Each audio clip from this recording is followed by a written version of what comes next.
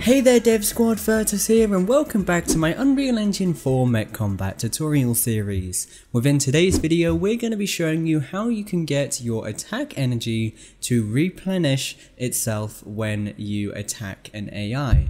So at the moment, if we take a look at our game and we use some of our abilities, we are not able to get that energy back in any way.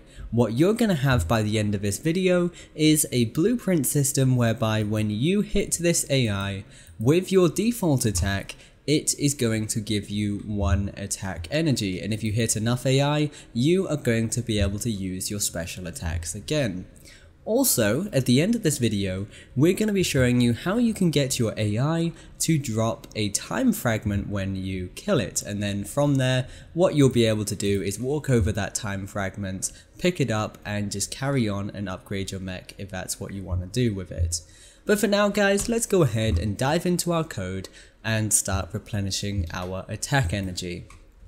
So we're going to be doing all of this code inside of our master AI blueprint class that we've got. So go to third person BP, blueprints, and open up test_dummy_master.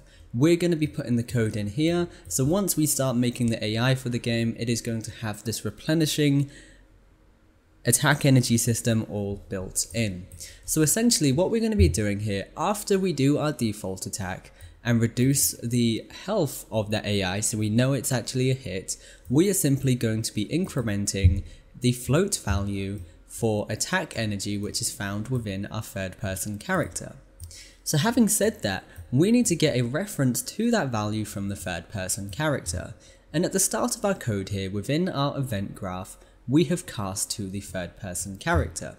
So what we're going to do is, as third person character, you want to get a reference to attack energy. So get attack energy, and then with this, if you drag it just above your default attack, what you can do is go ahead and use the increment float function. And what this is going to do is just add 1 to the specified value and then set it. So after we set our health, hook this up to the execution pin of our increment float. Once you've done that, what you can do is then hook this straight up into your spawn emitter, just like you have done with the other attacks. Now what I will be mentioning is that we won't be incrementing the float value for the attack energy on these special attacks. I only want you to replenish that energy if it is a default attack. If you're doing it on the special attacks, the abilities that use your attack energy, it sort of contradicts itself and it doesn't make it quite so special. But if that's something that you guys want to do, you can. It is entirely up to you.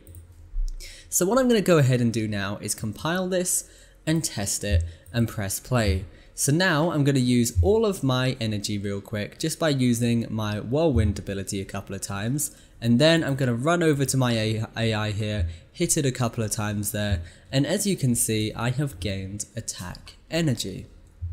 So that's all good, that's set up and that's all working. So the next thing that I'm going to do now then is I'm going to get our AI to drop our time fragments when it dies. So once again, open up your test dummy, and then at the very end, just before we destroy the actor, after true, what we're going to do is simply spawn actor from class. And what this is going to allow us to do is spawn a blueprint actor class as part of our code. So if we set our class to time fragment, it is going to spawn that time fragment in. As for the location, the spawn transform, we are going to be getting this from the AI, so it spawns it at the AI location. Right click in your blueprints and type in get actor transform, and this is the one that you're after here, get actor transform. And what you can do with this is hook up the return value on that straight into our spawn transform. So what we're going to do now then is go ahead and hit compile, hit play, and we are going to test this. So if we run up to our AI, we are going to hit it a couple of times to kill it, And as you can see, once it died, it did drop that fragment, and we are able to run over that and pick it up. And no matter how many of these little dummies that you have in the scene, each and every single one of these is going to drop this time fragment. And you can see now I'm very quickly able to collect these, and as you can see, they are stacking up those time fragments. Now, what I'm also going to be doing with this time fragment to save on the performance a little bit is I'm going to be destroying the time fragment after 30 seconds. So if it's in the game for 30 seconds, I'm going to tell it to destroy itself so it's no longer on the memory, and also the player will no longer be able to pick it up. If you want to do that, go to Blueprints, open up your time fragment, and then within here, what we're going to do is event begin play. We are then going to run a delay. The delay duration is going to be 30 seconds or however long you want your time fragment to be active for. On the completed, we are simply going to destroy the actor.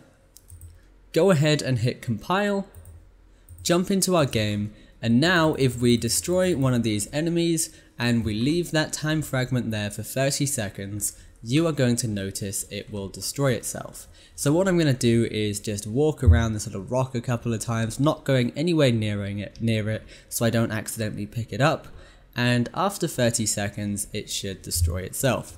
If you want to know how long 30 seconds is exactly, you have got a timer at the top center of your screen, so you should be able to count 30 seconds. You can see the first one has disappeared, and so has the second one. So that system is all set up and all working. So that is absolutely everything I wanted to cover in today's video. Once again guys, thanks for watching, stay awesome, keep creating.